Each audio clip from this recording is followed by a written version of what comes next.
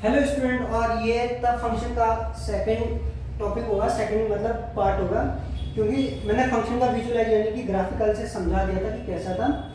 और हम पढ़ रहे हैं 11th क्लास की मैथमेटिक्स सेकंड चैप्टर है रिलेशन एंड फंक्शन, और फंक्शन पढ़ रहे हैं हम, और फंक्शन की डेफिनेशन यहाँ पे थोड़ा सा फिर से समझ लेते हैं। और function is a set of ordered pairs. Previous video में मैंने बताया था ऑर्डर्ड पेयर में no two of which have the same first component. तो दो मतलब अगर आपके पास पेयर है और उसके जो फर्स्ट कंपोनेंट है वो सेम नहीं होने चाहिए। अगर वो फर्स्ट कंपोनेंट सेम होंगे तो क्या नहीं होंगे, फंक्शन तो नहीं होंगे। इतना तो फैक्ट है, ठीक है। एग्जांपल यहाँ पे दे रखा है 10 सेट। अब सेट देख सकते हो आप 0 1 एक पेयर, 1 1 दो पेयर।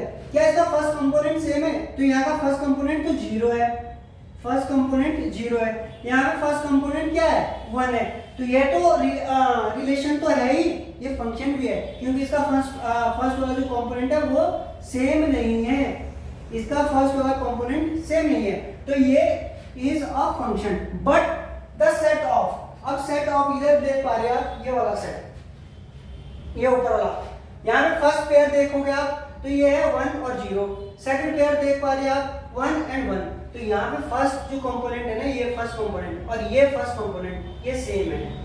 और जब हमारे पास दोनों कंपोनेंट यानी कि फर्स्ट वाले कंपोनेंट दोनों पेयर के सेम हो तो ये हमारे पास फंक्शन तो नहीं होंगे, फंक्शन तो नहीं होंगे, फंक्शन नहीं होंगे।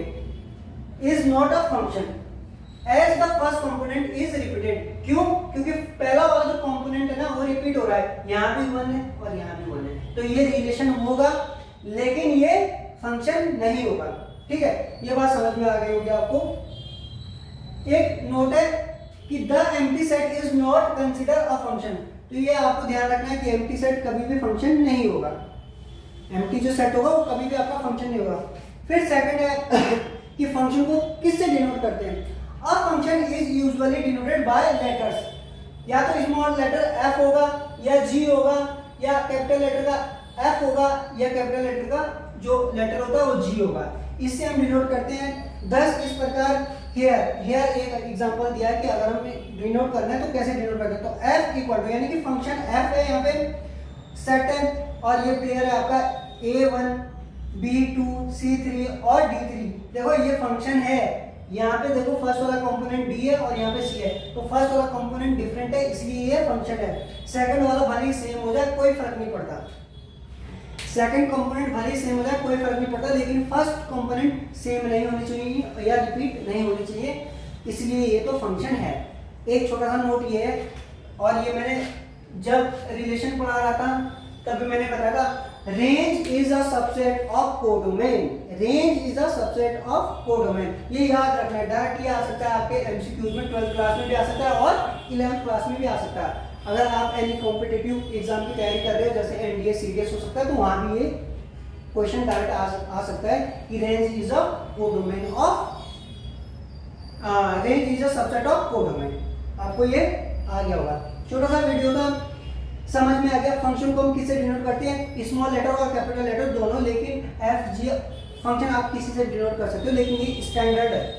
किसी भी बुक में आप देखोगे तो F G capital F capital G से ही दिखेगा, अदरवाइज फंक्शन को आप किसी से भी डिनोट कर सकते हो, ऐसा कुछ पर्टिकुलरली नहीं है, लेकिन बुक में आपको एफ जी से मिलेगा, तो इसलिए बताया जा रहा है। होप आपको ये चीज़ समझ में आ गई होगी और आप नोट कीजिए। पूरा ये कैमरे में रिकॉर्ड हो चुका है। मेन चीज़ ये रखनी है कि जो डोमेन होता है ना, डोमेन कभी भी दो पेयर का सेम नहीं हो सकता, बस इतना रखना याद, या रिपीट कभी नहीं हो सकता, ठीक है। और अगर विजुलाइज अगर आप देखना चाह रहे हैं तो आप ये देख सकते हो कि डोमेन से कभी भी दो एरो नहीं निकलेंगे, डोमेन से एक एलिमेंट से एक ही एरो जाएगा। तो ये बात आपको समझ में आ गई होगी और आप नोट कीजिए। जय हिंद, जय भारत। मेरे चैनल को सपोर्ट कीजिए, सब्सक्राइब कीजिए, अच्छा लग रहा है तो शेयर कीजिए, लाइक भी कर दीजिए। सपोर्ट करना कोई गुनाह नहीं है, करना चाहिए अगर कोई अच्छा काम कर रहा है। होप मुझे लगता है कि मैं अच्छा ही काम कर रहा हूँ। तो जय हिंद, जय भारत।